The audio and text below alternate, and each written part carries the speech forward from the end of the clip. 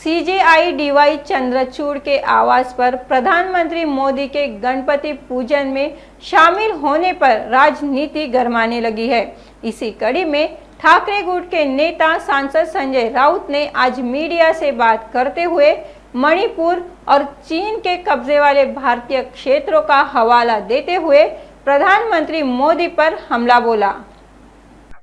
चीन ने भारताचा 4000 किलोमीटरचा भाग गिळलेला आहे। लडाख मध्ये 4000 किलोमीटर साधारण वर्ग किलोमीटर आणि अरुणाचल मध्ये 65 किलोमीटर आत चीनचं सैन्य घुसलेलं आहे। हा आरोप नसून हे सत्य।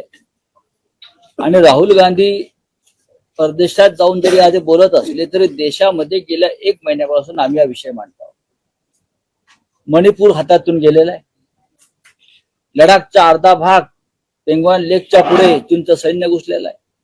गावं बसवली, हेलिपॅड्स उभारले। अरुणाचल प्रदेशमध्ये 60 किलोमीटर आत घुसलं। या देशाला संरक्षण मंत्री आहे का? या देशाला पंतप्रधान आहे का?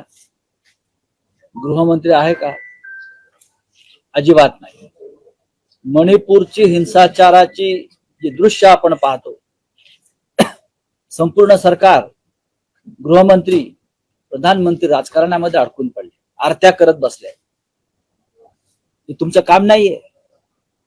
मणिपूरची जनता सुद्धा देशाची नागरिक आहे। लडाखचे सोनम वांगचुक हे लडाख पासून चालत निघाले दिल्लीला, त्यांचे काही प्रश्न आहेत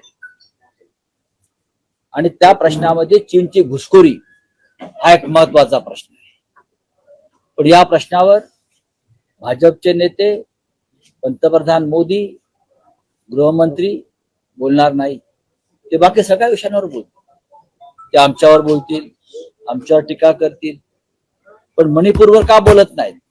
लडाख मधल्या घुसखोरीवर चीनच्या का बोलत नाही? अरुणाचल मधल्या घुसखोरीवर का बोलत नाही? हजारो किलोमीटर जमीन चीन आतमध्ये घुसून ताब्यात घेते आणि आमचं सरकार 56 इंचाच्या छातीवालं गप्प बसलाय। काही पेक्षा गंभीर परिस्थिती आहे। एका राज्यामध्ये मिसाईल चालवले जात आहेत, ड्रोनने हल्ले केले जात आहेत, तोफा डागल्या जात आहेत, राज्यपाल पळून गेलेले आहेत। लक्षात घ्या, 1961 जेव्हा चीनचं युद्ध झालं होतं तेव्हा ईशान्येकडल्या राज्यातून सरकार पळून गेलं होतं।